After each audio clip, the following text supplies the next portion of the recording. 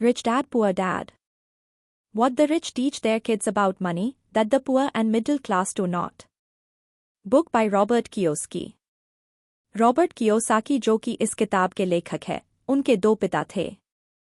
उनके एक पिता जो पढ़े लिखे PhD होल्डर थे मगर जिंदगी भर गरीब ही रहे और गरीबी में ही मरे।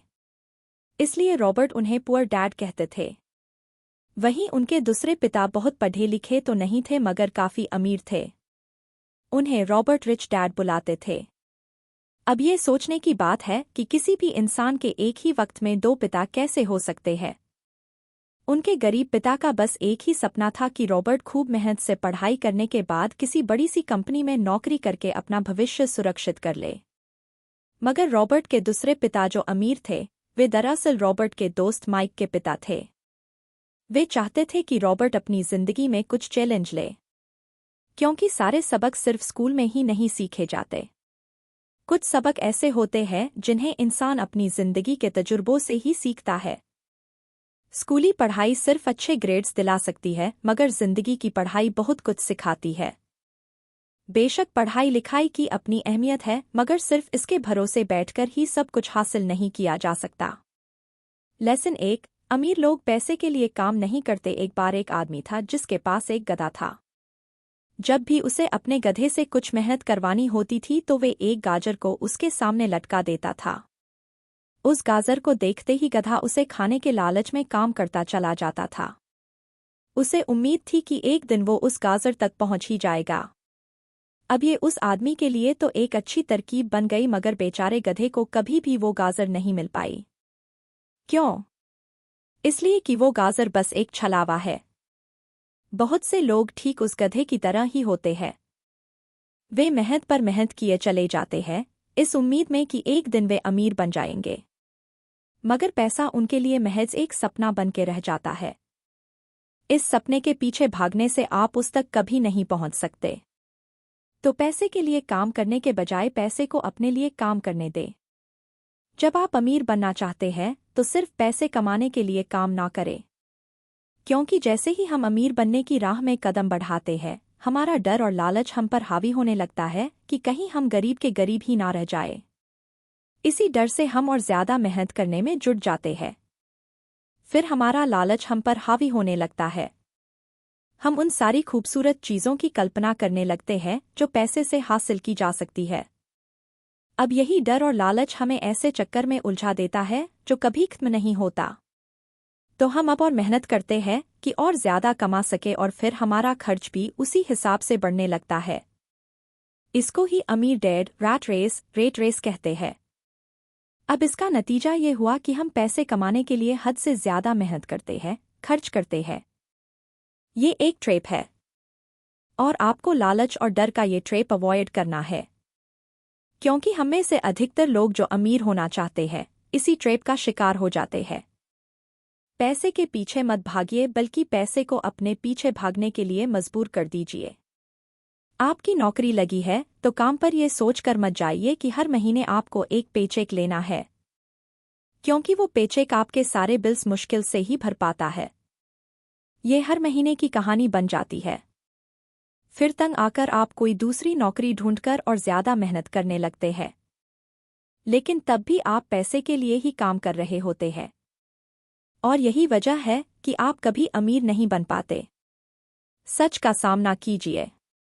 आप खुद के लिए जवाबदेह है, दूसरों के लिए नहीं। तो आपके जो भी सवाल है खुद से पूछिए, क्योंकि उनका जवाब सिर्फ आपके ही पास है। क्या आप सिर्फ इसलिए काम कर रहे हैं कि आपकी जिंदगी में सिक्योरिटी रहे? एक ऐसी नौकरी जहां से आपको निकाले जाने का कोई डर न हो? या फिर आप सिर्फ दो पैसे कमाने के लिए काम करते हैं और आपको लगता है कि एक दिन आप इस तरह अमीर हो जाएंगे? क्या बस यही आपको सेटिस्फाई करने के लिए काफी है? अगर आपका जवाब हाँ है तो मुझे आपकी सोच पर अफसोस है, क्योंकि आपने जो अमीर बनने का सपना देखा है वो कभी पूरा नहीं होने वाला। आप हमेशा गरीबी में ही जिएंगे। लेकिन अगर आपका जवाब ना है तो आपका पहला कदम ये होगा कि सबसे पहले आप अपने मन से डर हटा दीजिए, क्योंकि ज्यादा पैसा ना कमा पाने का डर और लालच ही आपको बगैर सोचे समझे काम करने के लिए मजबूर करता है। और हमारा यही कदम हमें नाकामयाबी की तरफ धकेलता है। बेशक हम सबके अंदर डर और चाहत की भावना होती है, लेकिन उन्हें खुद पर इतना हावी ना होने दे कि हम उनके बस में होकर उल्टे सीधे फैसले लेने लग जाए।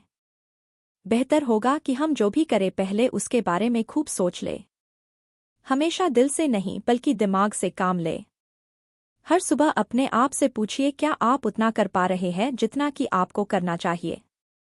क्या आप अपनी पोटेंशियल का पूरा इस्तेमाल कर पा रहे हैं? आम लोगों की तरह सोचना छोड़ दीजिए जो काम सिर्फ और सिर्फ पैसे के लिए करते हैं। ये सोचना छोड़ दीजिए कि मेरा बॉस कम पैसा देता है, मुझे ज्यादा मिलना चाहिए, मैं इससे ज्यादा कमा सकता हूँ। याद रखिए, आपकी परेशानियों के लिए सिर्फ आप जिम्मेदार हैं, कोई और नहीं। बॉस आपकी सैलरी नहीं बढ़ाता तो उसे इल्जाम मत दीजिए, टैक्स को इल्जाम मत दीजिए। जब आप खुद की समस्याओं की जिम्मेदारी लेते हैं, तब सिर्फ आप ही उसका हल निकाल सकते हैं। यही वो पहला सबक है जो अमीर डैड ने रॉबर्ट को सिखाया। इस सबक का एक पार्ट ये भी था कि अमीर डैड ने उन्हें एक कन्वीनियंस स्टोर में काम पर लगा दिया। उन्हें इस काम के कोई पैसे नहीं मिले, वे बस काम करते रहे। इसका फायदा ये हुआ कि वे अपने दिल से काम में लगे रहे और इस दौरान कई नए आइडिया उनके दिमाग में आते रहे। पैसे को अपने पीछे कैसे भगाया जाए इस बारे में उन्हें कई विचार मिले। उन्होंने देखा कि उस स्टोर की क्लर्क कॉमिक्स बुक के फ्रंट पेज को 2 हिस्सों में फाड़ देती थी। आधा हिस्सा वो रख लेती और आधा हिस्सा फेंक देती थी। देर शाम स्टोर में एक डिस्ट्रीब्यूटर आया करता था। वो कॉमिक्स बुक के ऊपरी आधे हिस्से को क्रेडिट के लिए लेता और बदले में नई कॉमिक्स बुक्स दे जाया करता।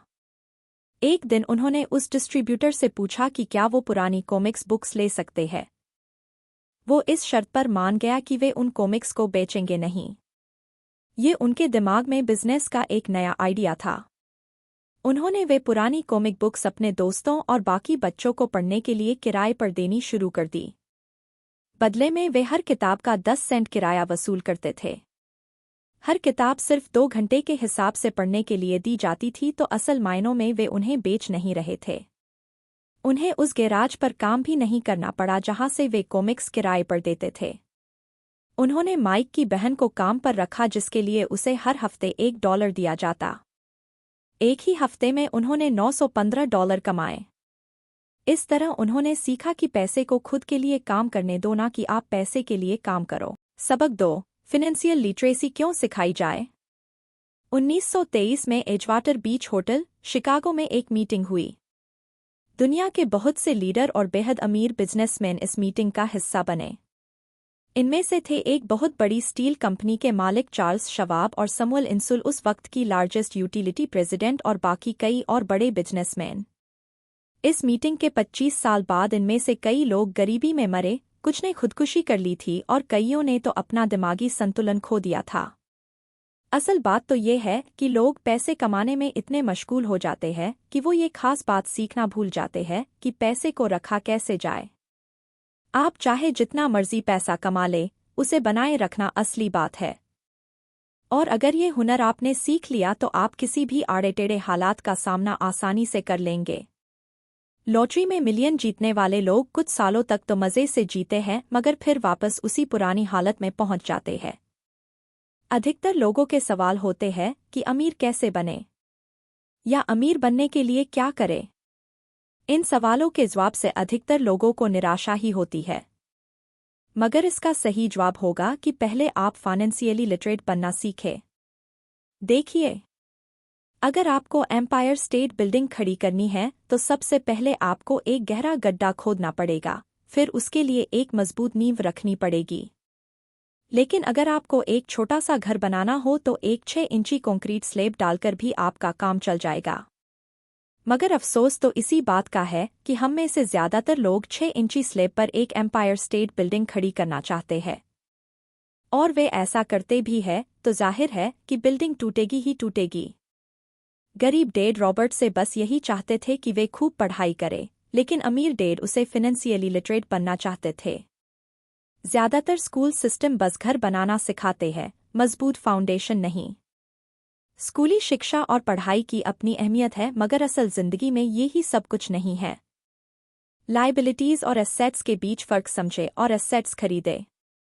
सुनने में बड़ी आसान बात लगती है, लेकिन यही एक रूल है जो आपको अमीर बनाने में मदद करेगा।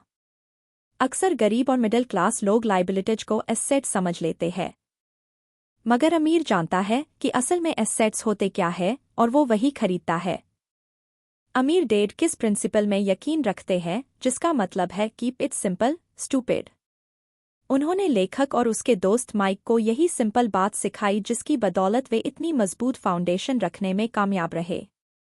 इस सीख की यही सिंपल बात है कि लायबिलिटीज और एसेट्स के बीच फर्क समझे और एसेट्स खरीदे। लेकिन अगर ये इतना ही सिंपल है तो हर आदमी अमीर होता है ना?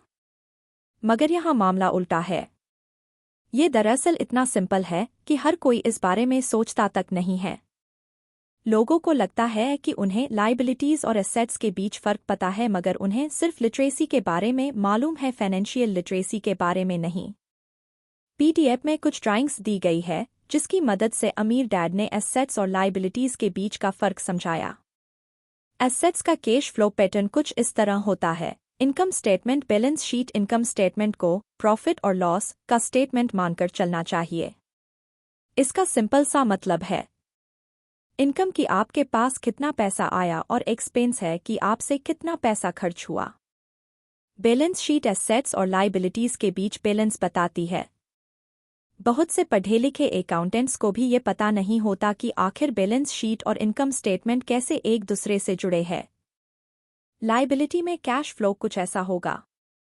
Income statement, balance sheet. अब ये चार्ट देखने में बहुत सिंपल है, इसे आसानी से लोगों को समझाया जा सकता है। एसेट्स वे चीजें होती है जो आपके लिए पैसे कमाने का काम करती है। मान लो आप कोई घर खरीदकर उसे किराए पर देते हैं, तो उसी किराए से आप वो लोन भी चुका सकते हैं जो आपने घर खरीदने के लिए लिया था। अब घर भी आपका हुआ और उससे मिलने वाला किराया भी।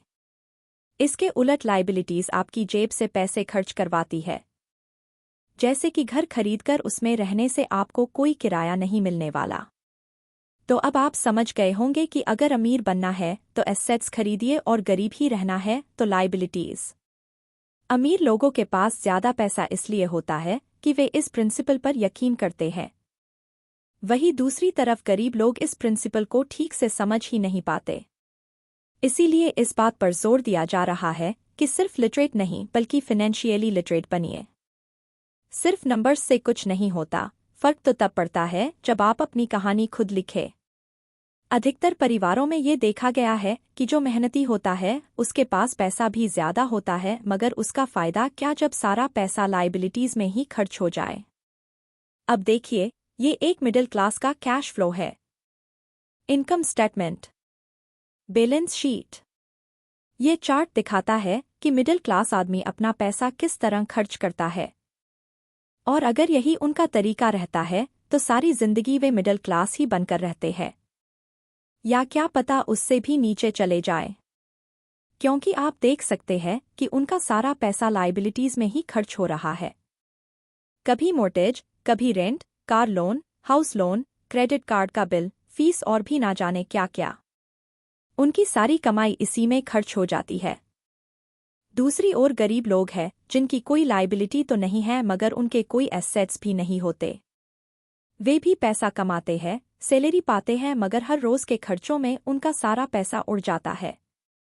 माना एक गरीब आदमी $1000 कमाता है, उसमें से $300 वो अपने छोटे से घर के किराए में खर्चता है, $200 उसके आने जाने का किराया, $200 टैक्स और $200 खाने और कपड़ों में खर्च हो जाता है। अब उसके पास बचा क्या? कुछ भी नहीं। और कभी कभी तो उधार लेकर काम चलाना पड़ता है, जिससे वो और गरीब हो जाता है। इसके उलट अमीर एसेट्स खरीद कर रखते हैं, फिर उनके वो एसेट्स उन्हें और पैसा कमा कर देते हैं। उनकी कमाई इसी तरह 2 से 4, 4 से 8 होती जाती है। अधिकतर अमीर लोग दिमाग से काम लेते हैं। वे घर लोन पर लेकर उसे किराए पर लगा देते हैं। बिना मेहनत के हर महीने किराया मिलता है, जिससे वे अपना लोन भी चुकता कर लेते हैं। मानिए कि लोन की इंस्टॉलमेंट $1 है, तो ये अपने घर का $2 किराया वसूल करेंगे। $1 बैंक को देंगे, $1 अपनी जेब में। तो हो गया ना ये बिना मेहनत के पैसा कमाना। तो असल में अमीर डैड और गरीब डैड के बीच बस सोच का फासला है। अपना पैसा कैसे खर्चे, सिर्फ यही मुद्दे की बात है और कुछ नहीं। 1960 के दिनों में अगर बच्चों से पूछा जाता था कि वे बड़े होकर क्या बनेंगे तो सबके पास यही जवाब होता था कि वे अच्छे ग्रेड्स लाएंगे और डॉक्टर बनेंगे। तब सबको यही लगता था कि अच्छे ग्रेड्स लेकर वे बहुत पैसा कमा सकेंगे। हालांकि उनमें से बहुत बच्चे आज बड़े होकर डॉक्टर बन चुके हैं। बावजूद इसके उनमें से काफ़ी लोग आज भी फाइनेंशियली स्ट्रगल करते नजर आएंगे, क्योंकि उन्हें हमेशा यही लगा कि ज़्यादा पैसा कमाने से उनकी सारी परेशानियां दूर हो जाएंगी। मगर आज के दौर में ऐसा नहीं है। आज बहुत से बच्चे फेमस एथलीट बनना चाहते हैं, या फिर सीईओ, या फिर कोई मूवी स्टार या रॉक स्टार, क्योंकि उन्हें पता है कि सिर्फ अच्छी पढ़ाई और अच्छे ग्रेड्स के भरोसे बैठकर वे करियर में सक्सेस नहीं पा सकते। आजकल फाइनेंशियल नाइटमेयर बहुत आम हो गया है। अक्सर नए शादीशुदा जोड़े ये सोचते हैं कि उनकी सैलरी अब डबल हो जाएगी क्योंकि दोनों जने कमा रहे हैं। एक छोटे से घर में रहते हुए वे अब बड़े घर के सपने देखते हैं, इसलिए वे पैसा बचाना शुरू कर देते हैं। इसकी वजह से उनका सारा ध्यान सिर्फ अपना करियर बनाने पर होता है। उनकी कमाई बढ़ने लगती है तो जाहिर है उसी हिसाब से खर्चे भी। अब जब आप फाइनेंशियली लिटरेट हुए बिना पैसा बनाते हैं या बिना सोचे समझे उसे खर्च करते हैं तो होता यह है कि आप पहले से भी ज्यादा खर्च करने लगते हैं। ये एक ऐसा चक्कर है जो फिर चलता ही रहता है। नए जोड़े ने अब इतना पैसा कमा लिया कि वे एक बड़ा घर खरीद सके। उन्हें तो यही लगेगा कि वे अब थोड़े अमीर हो गए हैं, मगर असलियत तो ये है कि बड़े घर के साथ उन्होंने नई लायबिलिटीज भी खरीद ली है। उनके कैश फ्लो में अब प्रॉपर्टी टैक्स का खर्च बढ़ गया। अब उन्हें एक नई गाड़ी भी चाहिए, फर्नीचर भी, सब कुछ नया। उनकी लायबिलिटीज बढ़ती ही चली जा रही है। और ज्यादातर होता यही है कि इनकम के साथ साथ खर्चे भी बढ़ने लगते हैं।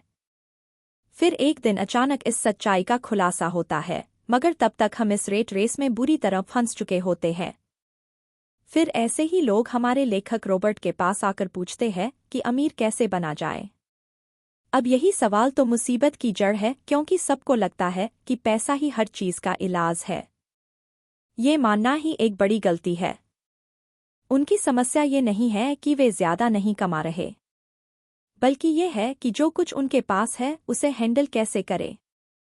एक कहावत है जो यहाँ पर लागू होती है, जब तुम खुद को एक गहरे गड्ढे में पाओ तो और खोदना छोड़ दो। क्यों ज्यादातर लोग पब्लिक स्पीकिंग से घबराते हैं? मनोचिकित्सकों का मानना है कि लोग इसलिए घबराते हैं क्योंकि उन्हें रिजेक्शन का डर होता है और उसे अलग होने का भय होता है। लोग हमारे बारे में क्या सोचेंगे या हम पर कहीं हंस ना दे, यही सोचकर अधिकांश लोग पब्लिक स्पीकिंग से दूर भागते हैं। वे वही करना पसंद करते हैं जो सब कर रहे होते हैं। वे खुद को भीड़ का हिस्सा बनाकर संतुष्ट हो जाते हैं। आपका घर आपका सबसे बड़ा एसेट है, लोन लीजिए। अब प्रमोशन हो गया है, अब सैलरी बढ़ गई है तो नया घर लो। यही सब बातें हम लोगों से सुनते रहते हैं और फिर हम भी उसी रास्ते पर चल पड़ते हैं, क्योंकि जो सब कर रहे हैं वो जरूर सही होगा, है कि नहीं? मगर नहीं, ऐसा बिल्कुल नहीं है। अमीर डैड ने कहा था कि जापानीज लोग 3 चीजों की ताकत जानते थे: तलवार, कीमती जवाहरात और शीशा।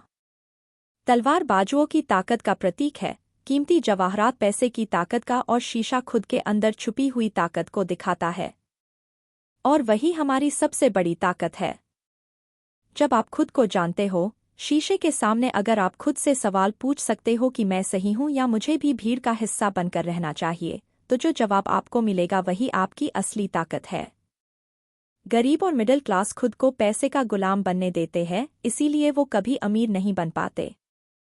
16 साल के रॉबर्ट और माइक अमीर डैड के साथ हर उस मीटिंग में जाया करते थे जो वे अपने अकाउंटेंट, मैनेजर्स, इन्वेस्टर और एम्प्लॉइयों के साथ रखा करते। यहाँ एक ऐसे अमीर डैड देखने को मिलते हैं जो पढ़े लिखे नहीं हैं, जिन्होंने 13 साल में ही स्कूल छोड़ दिया था, मगर आज वो मीटिंग्स रखते हैं, अपने नीचे काम करने वाले पढ़े लिखे लोगों को ऑर्डर देते हैं, उन्हें बिजनेस के टिप्स समझाते हैं। एक ऐसा इंसान जो भीड़ का हिस्सा नहीं बना, जिसने रिस्क लिया और जिसने लोगों की परवाह नहीं की, जिसे ये डर नहीं था कि लोग उसके बारे में क्या सोचेंगे।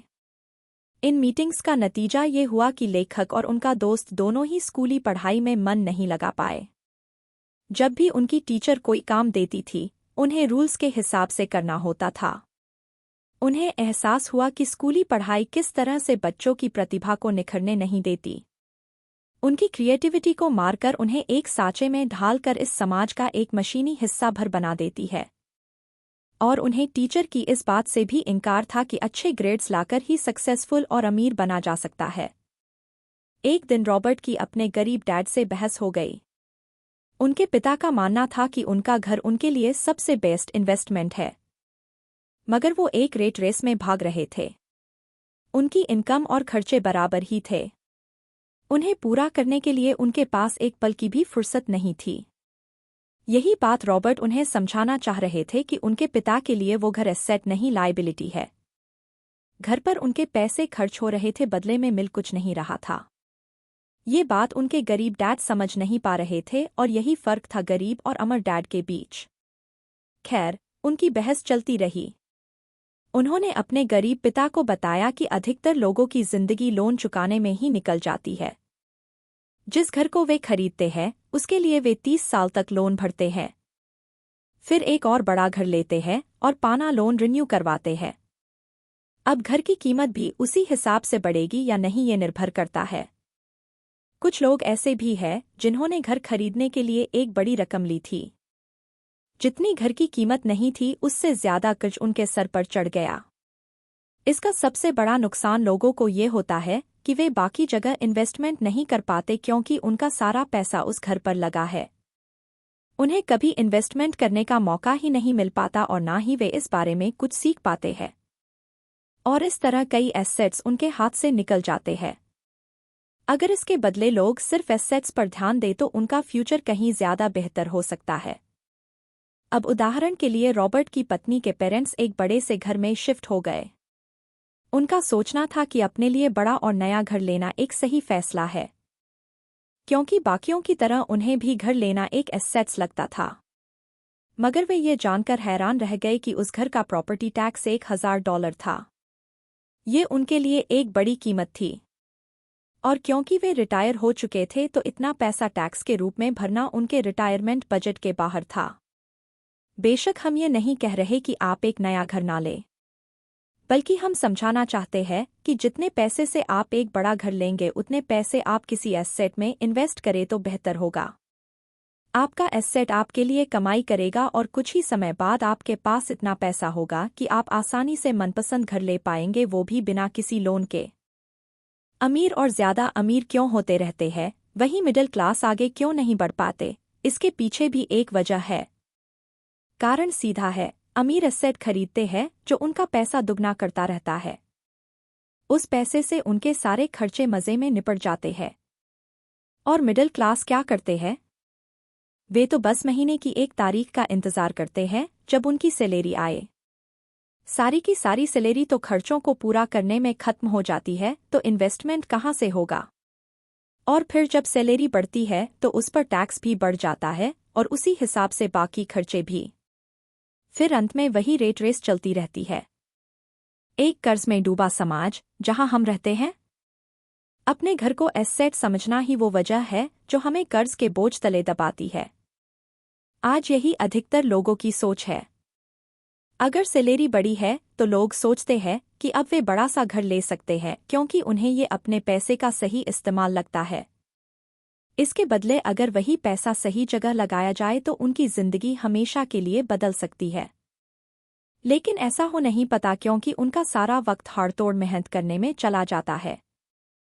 अपनी नौकरी को सेफ जोन समझकर वे उससे अलग कुछ सोच ही नहीं पाते। और साथ ही उन पर कर्ज का इतना बोझ होता है कि वे नौकरी छोड़ने का रिस्क ले ही नहीं सकते। अब जरा खुद से ये सवाल कीजिए कि आज आप नौकरी छोड़कर बैठ जाते हैं तो कितने दिन आपका गुजारा चलेगा? क्योंकि अगर आप फाइनेंशियली लिटरेट नहीं है, अगर आपने सारी उम्र सिर्फ सैलरी के भरोसे ही काटी है और एसेट्स के बदले आपने लायबिलिटीज ली है, तो यकीनन आपकी जिंदगी एक कड़ी चुनौती है। सिर्फ नेटवर्थ के भरोसे आपका काम नहीं चल सकता। नेटवर्थ बताता है कि आपके पास वाकई में कितना पैसा है, चाहे वो एक गैराज में पड़ी पुरानी कार के रूप में ही क्यों ना हो। अब भले ही वो कार कुछ काम की नहीं हो। जबकि वेल्थ का मतलब है कि आपके पास जो पैसा है उससे आप कितना और पैसा कमा रहे हैं। जैसे कि मान लीजिए आपके पास कोई एसेट है जिससे हर महीने मुझे $3000 की कमाई हो जाती है और हर महीने आपके $6000 खर्चे हैं, तो मैं सिर्फ आधे महीने ही अपना गुजारा कर पाऊंगा। तो सॉल्यूशन ये होगा कि अपने एसेट से मिलने वाला पैसा बढ़ा दे। जब वो $6000 मिलने लगेगा तो आप रातों रात अमीर नहीं हो जाएंगे, मगर इस तरह आप वेल्थी होने लगेंगे। अब अगर आप अचानक नौकरी छोड़ते भी हैं तो आपके एसेट सारा खर्च कवर कर लेंगे। आप वेल्थी तभी बन पाएंगे जब आपके खर्च आपके एसेट्स की ग्रोथ से कम रहे। तीसरा सबक 3। अपने काम से काम रखे। दुनिया की सबसे बड़ी फूड चेन मैकडोनाल्ड के फाउंडर रे क्रोक ने एक MBA क्लास में एक स्पीच दी। ये 1947 की बात है। उनकी ये स्पीच बड़ी ही शानदार थी, लोगों को प्रेरित करने वाली। स्पीच के बाद जब MBA क्लास के छात्रों ने कुछ वक्त उनके साथ बिताने की गुजारिश की तो वे उनके साथ बियर पीने चले गए। बातों बातों में रे ने अचानक एक सवाल किया, क्या आप लोग जानते हैं कि मैं किस बिजनेस में हूं? अब ये बात तो सबको मालूम थी कि वे हैमबर्गर बेचते थे।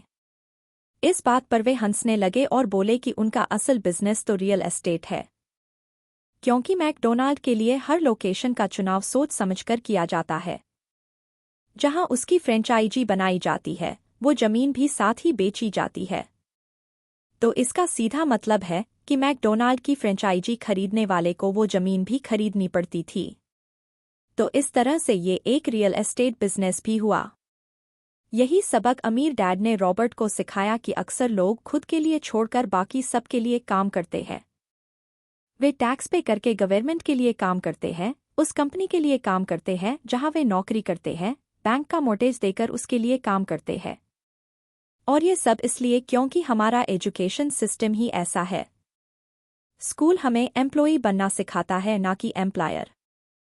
जो आप पढ़ते हैं वही आप बनते हैं।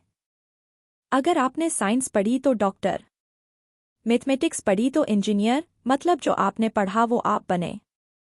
अब मुसीबत तो ये है कि इससे छात्रों का कोई भला नहीं हो पाता, क्योंकि वे नौकरी और बिजनेस के बीच के फर्क में उलझ कर रह जाते हैं।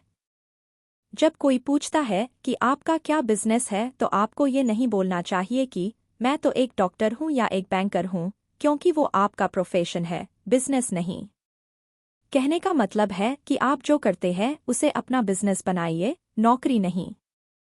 अपनी सारी उम्र दूसरों के लिए काम करके उन्हें अमीर करने में बर्बाद ना करे, बल्कि खुद की जिंदगी को खुशहाल बनाने के लिए काम करे। बहुत से लोगों को इस बात का एहसास बड़ी देर से होता है कि उनका हाउस लोन उनकी जान ले रहा है, और फिर उन्हें लगता है कि जिसे वे एसेट मानने की गलती कर रहे थे दरअसल कभी एसेट था ही नहीं। जैसे उन्होंने कार ली तो उससे जुड़े तमाम खर्चे उनकी लायबिलिटीज बन गए। उन्हें पूरा करने के लिए नौकरी जरूरी है, और अगर कभी वो सेफ जॉब उनके हाथों से निकल गई तो उनकी मुसीबतें शुरू हो जाती है। इसीलिए तो हम एसेट कॉलम पर इतना जोर दे रहे हैं, ना कि आपकी इनकम कॉलम पर। और फाइनेंशियली सिक्योर होने का यही एक तरीका है।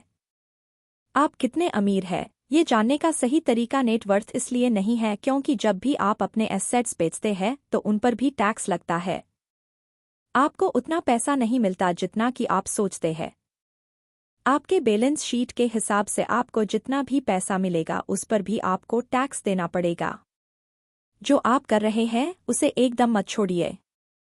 ये किताब आपको कभी भी ये सलाह नहीं देगी। अपनी नौकरी करते रहिए पर साथ ही एसेट्स भी जमा कीजिए। और एसेट्स से मेरा मतलब है सही और असली मायने में एसेट्स। मैं ये नहीं कहूँगा कि आप कोई कार लीजिए, क्योंकि वे मेरी नज़र में एसेट नहीं है, क्योंकि जैसे ही आप उसे चलाना शुरू करते हैं वो अपनी कीमत का 25% खो देती है। जितना हो सके खर्चे में कटौती करें और लायबिलिटीज घटाएं। अब किस तरह के एसेट्स खरीदे जाने चाहिए, यहाँ हम आपको कुछ उदाहरण देते हैं। ऐसा बिजनेस जहां आपकी मौजूदगी जरूरी ना हो, जो दूसरे लोग आपके लिए चलाएं।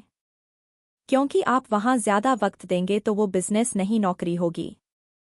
रियल एस्टेट में पैसा लगाए। स्टॉक और बॉन्ड खरीदे। जब एसेट खरीदे तो अपनी पसंद की चीज़ों पर पैसा लगाए, क्योंकि आपका मन होगा तभी आप उसमें ध्यान दे पाएंगे।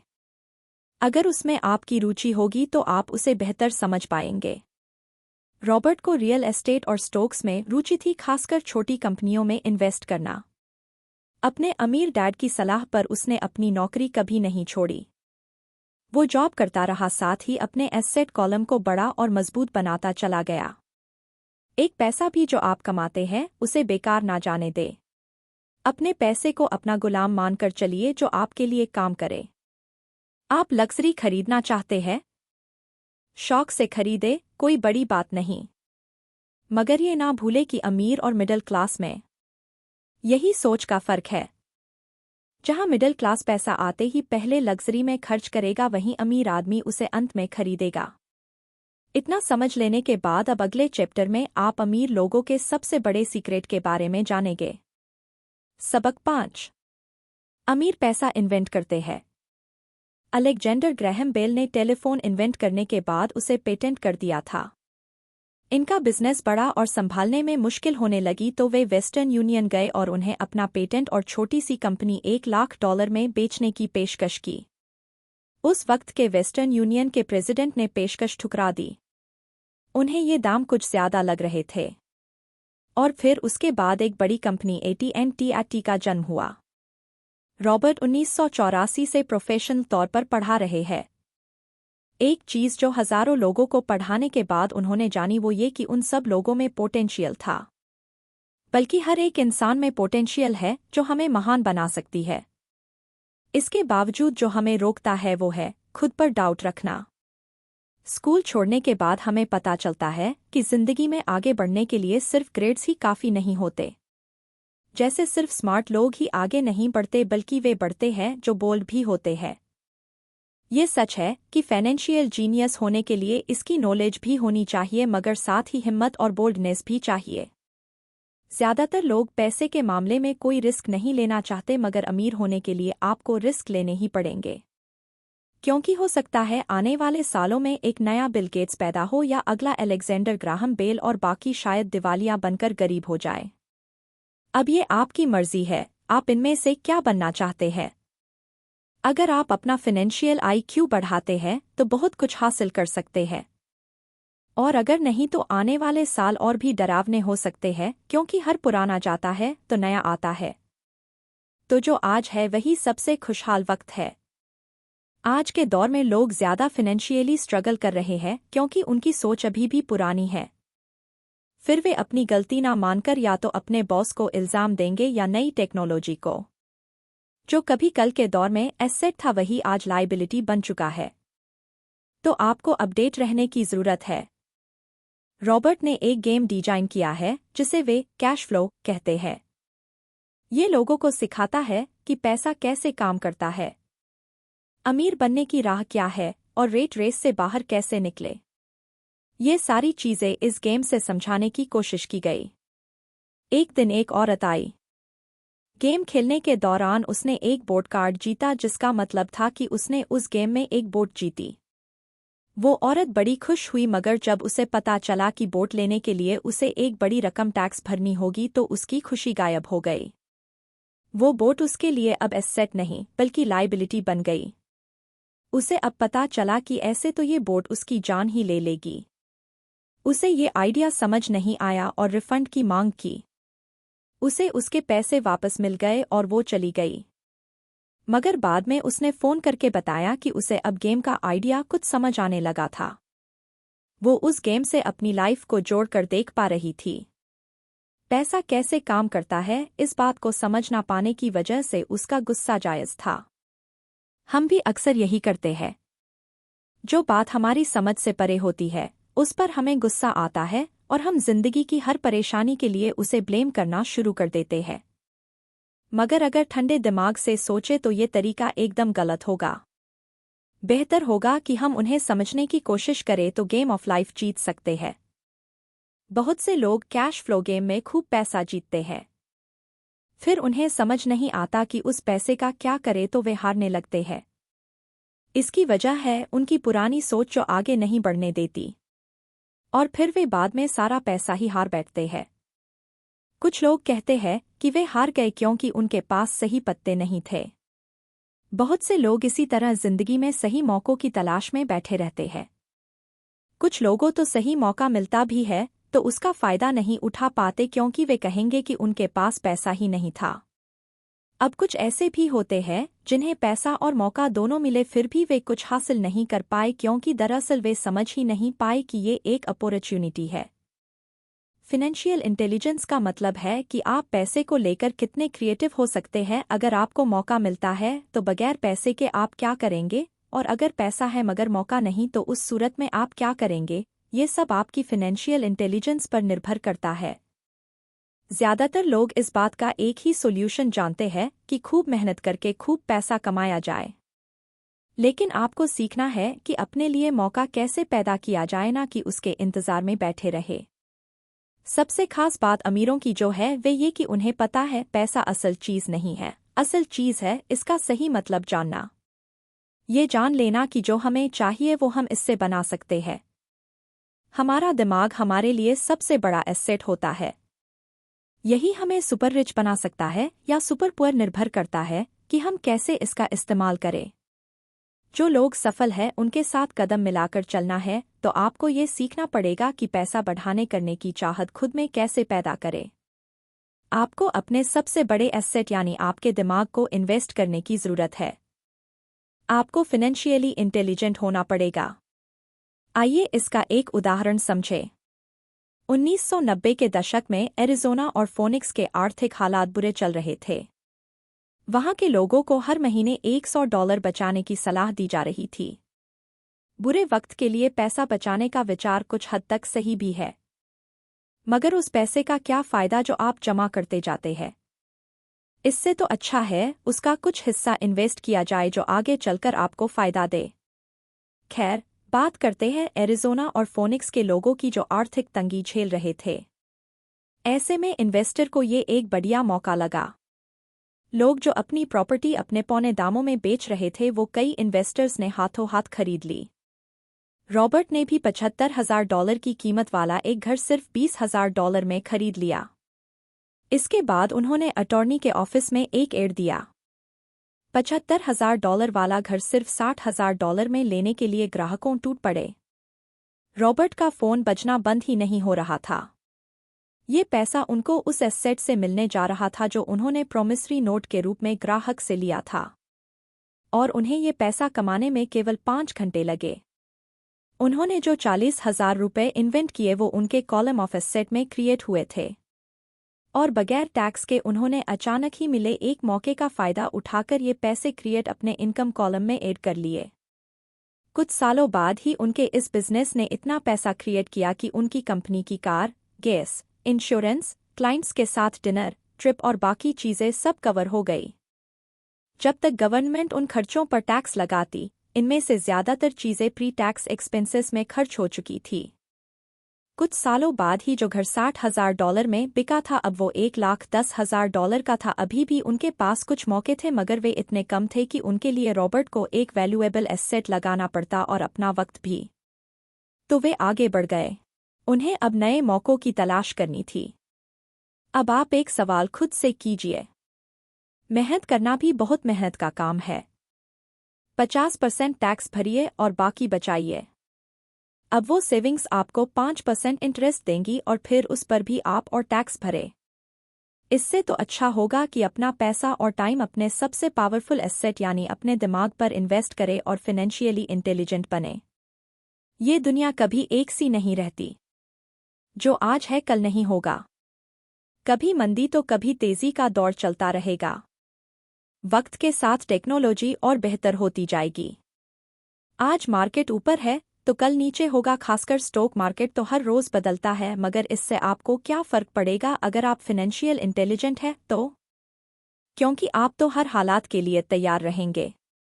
आपको जिंदगी में बेशुमार मौके मिलेंगे जहां आप अपनी फाइनेंशियल इंटेलिजेंट का फायदा उठा सकते हैं। जरूरत है तो बस उन मौकों को लपकने की। अमूमन हम 2 तरह इन्वेस्टर देख सकते हैं।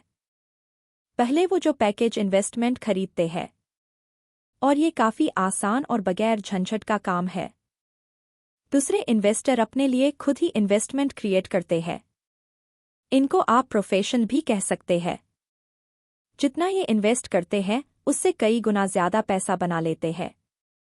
अब अगर आप इस तरह के इन्वेस्टर बनना चाहते हैं तो आपको खास तौर पर इन 3 स्किल्स को समझने की जरूरत है। एक ऐसी अपॉर्चुनिटी ढूंढिए जो बाकी न ढूंढ सके हुआ। याद रहे आपकी दिमाग वो देख सकता है जो बाकियों की आंखें भी न देख पाए। 2 पैसा बढ़ाइए। जब पैसे की जरूरत पड़े मिडिल क्लास केवल बैंक जाता हम मगर दूसरे टाइप के इन्वेस्टर पैसा बढ़ाकर कैपिटल रेज करते हैं। उन्हें हमेशा बैंक की जरूरत नहीं पड़ती। 3 स्मार्ट लोगों को ऑर्गेनाइज कीजिए। इंटेलिजेंट लोग वे होते हैं जो अपने से ज्यादा स्मार्ट लोगों के साथ मिलकर काम करते हैं, इसलिए इन्वेस्ट करने से पहले अपने इन्वेस्टमेंट एडवाइजर को चुनें।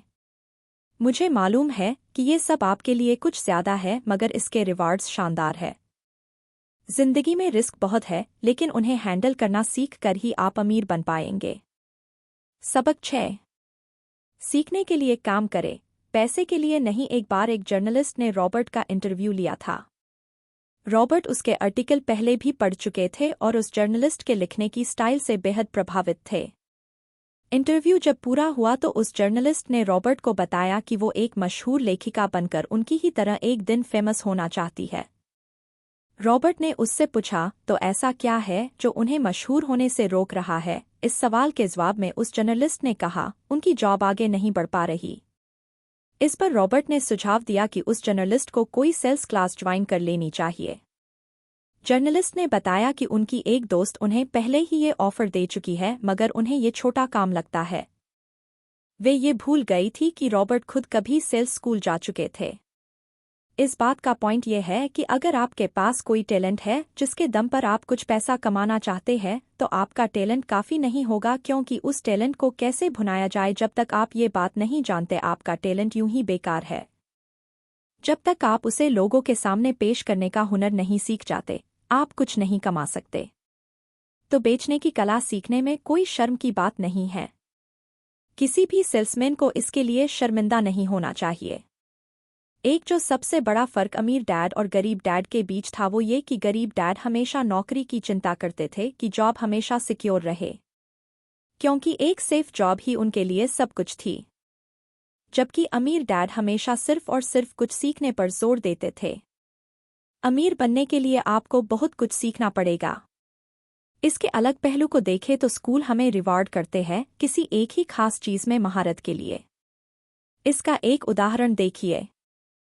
जब डॉक्टर मास्टर की डिग्री लेते हैं उसके बाद किसी एक स्पेशल फील्ड में डॉक्टरेट करते हैं जैसे कि पीडियाट्रिक या कुछ और, मतलब एक छोटे से विषय पर उन्हें बहुत पढ़ना पड़ता है उस फील्ड में महारत के लिए, और यही उनका रिवार्ड होता है। ऐसे ही बहुत कुछ जानने के लिए जो थोड़ा बहुत आप सीखते हैं वो नॉलेज तभी आएगी जब आप अलग अलग कंपनियों के लिए काम करेंगे, दुनिया की अलग अलग चीज़ों को जानेंगे, चीज़ें कैसे काम करती है ये सभी बातें अनुभव करेंगे, तभी आपकी नॉलेज बढ़ेगी।